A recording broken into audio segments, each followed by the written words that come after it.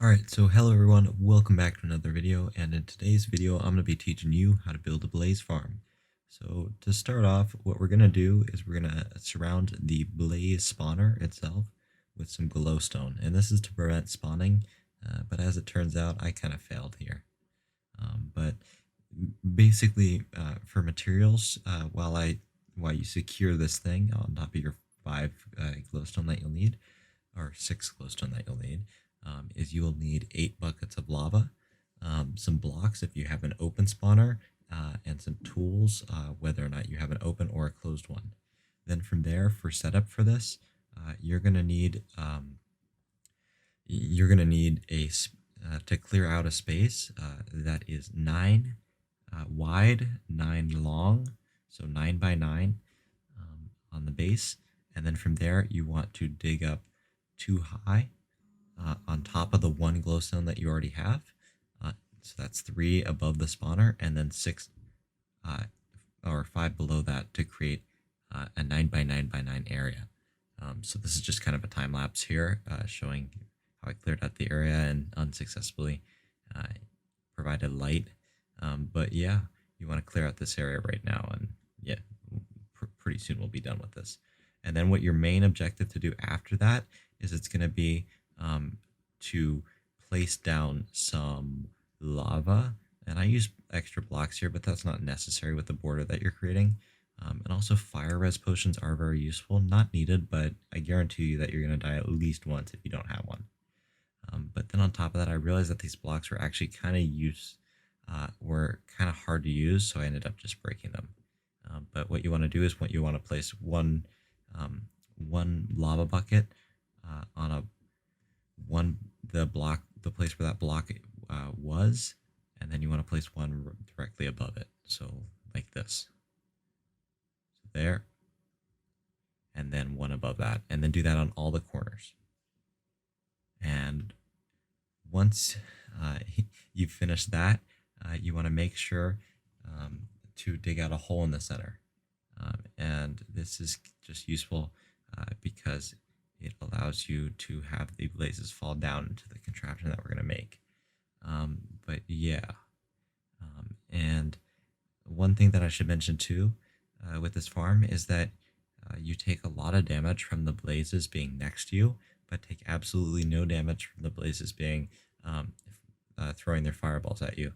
So if you can, try to keep a distance from the blaze, and you should be fine, like you can see in this clip. And then one of the other notes that I'd say is that with this blaze farm, it's pretty productive. It'll be detailed at the end of the video, but I believe I got a stack and a half of rods within an hour of AFK and about 10 levels. But yeah, that was pretty good. So time to dig out this hole right here, and there you go. And then what you're going to do is you're going to dig out and below, and you might run into lava down there, but you've got your fire res, you'll be fine. So then you just kind of build out a little platform so that you have enough for this lava, and then from there you want to build around the lava. So like I'm doing like this, and it doesn't really matter how high it is. You just want to make sure you build a space where the blazes, where you can kill the blazes using this contraption. And then you'll also need a slab, which I'm going to grab real quick. And like in hindsight, if I was building this as the viewer, I would recommend not opening up the hole until you finish up this part of the build, because it's pretty tough to actually build while the blazes are here, and that's what I kind of found.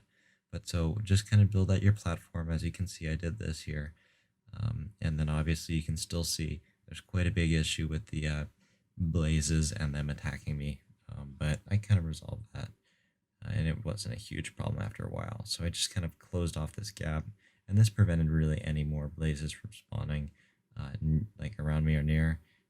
And there's also some weird mechanics going with the blazes and attacking. So yeah, I've kind of just dealt with that, and it was easy to resolve.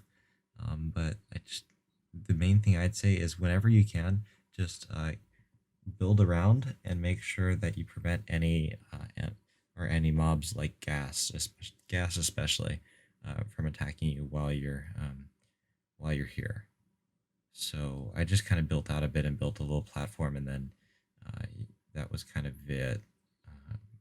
it doesn't really matter the size of your platform. What you're kind of going for here is you're just making enough so that you can AFK here and maybe put a few chests, as you'll see later. So you can see, I can see the blaze there, so I'm gonna have to deal with this.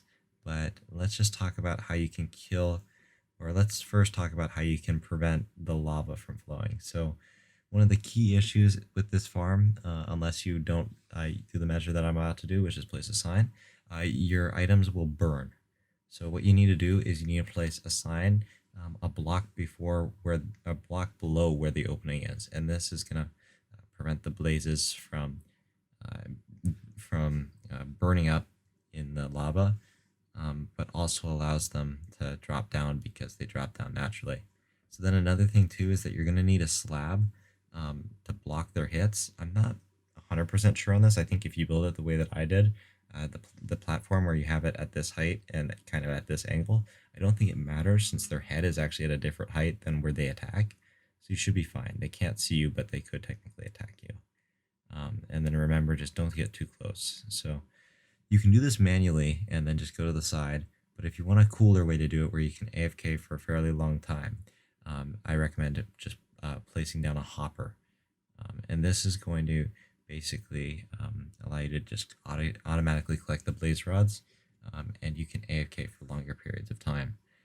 So as you can see, I'm just going to go down here, and I'm going to place a block, break out a bit, and then I'm going to place a hopper facing that front block where you're attacking. Then from there, I patch this up, break the glowstone block, and this block, not recommended, but because I had the slab there, I would be fine. And then from there, I just kind of realized that you could also do it underneath like that, and they actually can't attack you at all. So if you want to get near the blazes for whatever reason, I mean, whatever floats your boat. And then on top of that, I realized I made extra hoppers, but I guess that's all right. But you basically kind of want to dig out a bit. I ended up realizing that the walls that I did were stupid. A quick trick to place extra blocks is to use slabs. That's what I did. And you can build a little slab staircase, which was kind of nice. And then I just kind of did the same trick, this time placing the chest. I got hit by some blazes, which was hella annoying. And then I placed this hopper down there and decided, you know what, that's good enough. So I expanded my structure out a bit. And then just kind of put everything back in and worked on some finishing touches, making my little base. I think this farm is quite effective. I've seen other ones, but I think they kind of make everything more complex or use up more resources. And I'm all about simplicity on this channel, so yeah.